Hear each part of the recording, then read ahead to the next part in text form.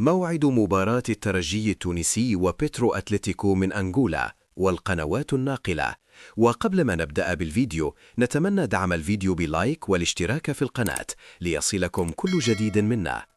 يواجه الترجي التونسي نظيره بيترو أتلتيكو في الجولة السادسة من منافسات المجموعة الرابعة من دوري أبطال إفريقيا. وكان إن خسر الترجي التونسي في الجولة الخامسة من الملعب المالي بهدف دون رد، ويتصدر الملعب المالي جدول ترتيب المجموعة الرابعة برصيد 11 نقطة، وفي المركز الثاني نادي الترجي برصيد 6 نقاط، وفي المركز الثالث بيترو أتلتيكو برصيد 6 نقاط، والمركز الرابع سيمبا برصيد نقطتين.